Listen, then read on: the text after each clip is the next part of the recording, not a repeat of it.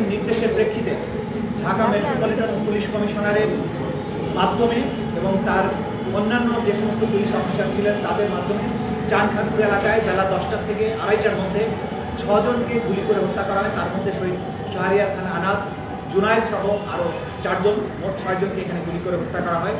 এই হত্যাকাণ্ডের ব্যাপারে তাদের সুপিরিয়র কমান্ড রেসপন্সিবিলিটি এবং তাদের অধীনস্থদের মাধ্যমে এই হত্যাকাণ্ড সংগঠন করার দায়ে তাদের বিরুদ্ধে চতুর্থ অভিযোগটি গঠন করা হয়।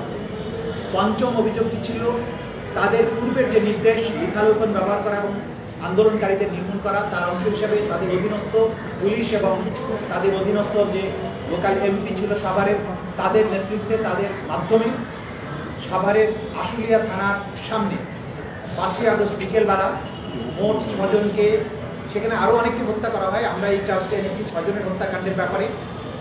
6 জন ব্যক্তিকে ঠান্ডা মাথায় একটা গলির মধ্যে মারণাস্ত্র দিয়ে অর্থাৎ সাবমেশিন গান, চাইনিজ রাইফেল দিয়ে সরাসরি গুলি করে হত্যা করে এই নিহত ব্যক্তি এবং একজন গুরুতর আহত ব্যক্তিকে একই সাথে প্রথমে একটা প্যাডেল ভ্যানে চ্যাংদোলা করে তোলা হয়, ত্রিপল দিয়ে পেঁচানো হয়। পরবর্তীতে এই 6 জন ব্যক্তিকে আরেকটি পুলিশের কাভার্ড ভ্যানে অর্থাৎ পুলিশ ভ্যানে তুলে সেখানে পেট্রোল ঢেলে দিয়ে আগুন দিয়ে তাদের পুড়িয়ে দেওয়া হয়। যখন আগুন দিয়ে পোড়ানো হয় সেই সময় একজন আহত ব্যক্তি, তার হাত পা নাড়া ছিল, তাকে তখন উদ্ধার না করে, চিকিৎসার ব্যবস্থা না করে এই জীবিত মানুষকে সহ বাকি 5 জন শহীদকে পেট্রোল ঢেলে পুড়িয়ে দেওয়া হয় এবং আগুন না নিভিয়ে সেখানে আরও বিভিন্ন কাঠ, খড়ি, এই সমস্ত জিনিস নিক্ষেপ করে আগুনকে আরও বেশি জ্বলতে সাহায্য করা হয় এবং এই লাশগুলোকে পুড়িয়ে নিশ্চিহ্ন করে দিয়ে আলামত গোপন করার চেষ্টা করা হয়। এই নির্মম হত্যাকাণ্ড, লাশকে আলামতকে গোপন করার চেষ্টা, এটা এই আসামিদের সরাসরি নির্দেশ, তাদের ষড়যন্ত্র এবং পরিকল্পনায় সংগঠিত হয়েছিল, তাদের অধীনস্থদের মাধ্যমে সংগঠিত হয়েছিল বলে তাদের বিরুদ্ধে এই পঞ্চম অভিযোগটি গ্রহণ করা হয়। এই 5টি অভিযোগ পড়ে শোনানো হয়। যেহেতু একজন আসামি এখানে আদালতে উপস্থিত ছিলেন, চৌধুরী আব্দুল্লাহ মামুন, বাকি 2 জন আসামি পলাতক আছেন। পলাতক থাকায় তাদের বিরুদ্ধে আইনি প্রক্রিয়ায় নোটিশ জারি করা হয় এবং তারপরেও তারা উপস্থিত না হওয়াতে তাদের বিরুদ্ধে পত্রিকাতে বিজ্ঞপ্তি দিয়ে তাদেরকে হাজির হওয়ার জন্য নির্দেশ দেওয়া হয়। তারপরেও তারা আদালতে উপস্থিত হননি। এরপরেও আসামি শেখ হাসিনাকে আদালতে উপস্থিত করানোর ব্যাপারে রাষ্ট্রের পক্ষ থেকে তিনি যে দেশে পালিয়ে আছেন সেই দেশের সাথে সম্পাদিত এক্সট্রাডিশন চুক্তির আওতায় তাকে বাংলাদেশে ফেরত এনে বিচারের মুখোমুখি করার চেষ্টা রাষ্ট্র করেছে, কিন্তু সেই আহ্বানে চুক্তির অপরপক্ষ ভারত সাড়া না দেয়া তাকে উপস্থিত করানো সম্ভব হয়নি। অপর আসামিও আসাদুজ্জামান খান কামাল, তিনি পলাতক আছেন, তিনিও আদালতে উপস্থিত হননি, তার বিরুদ্ধে নোটিশ জারি হওয়া সত্ত্বেও। তৃতীয় আসামি চৌধুরী আব্দুল্লাহ মামুন সাহেব গ্রেপ্তার হয়ে আদালতে উপস্থিত ছিলেন।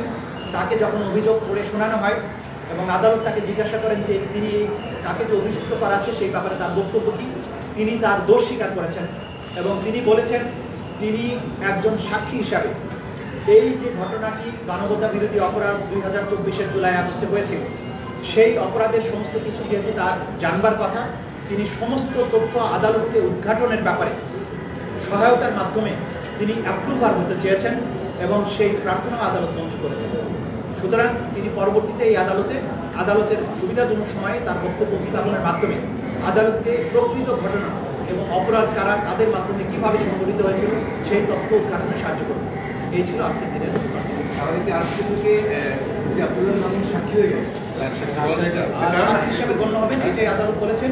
এবং পরবর্তীতে যে সময় রাজসাক্ষী, এটাকে বাংলায় বললে রাজসাক্ষী, কিন্তু আমাদের আইন যেটা বলা আছে অ্যাপ্রুভার, সেই হিসাবে তার আবেদন ছিল, সেই হিসাবে তিনি গণ্য হবেন এবং তিনি এখন জেলেই থাকবেন, কিন্তু তাকে তার বক্তব্য গ্রহণের পরে চূড়ান্ত সিদ্ধান্ত আদালতের।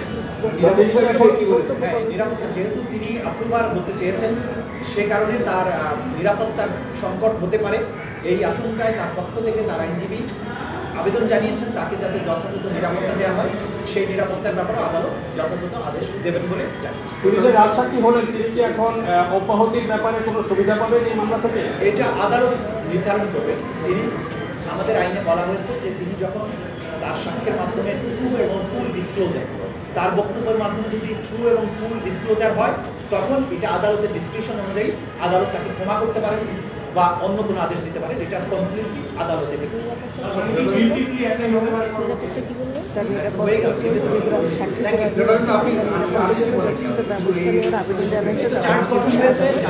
পরে আগামী 3রা আগস্ট ওপেনিং স্টেটমেন্টের জন্য এবং 4ঠা আগস্ট প্রথম সাক্ষ্য গ্রহণের জন্য দিন ধার্য করা হয়েছে।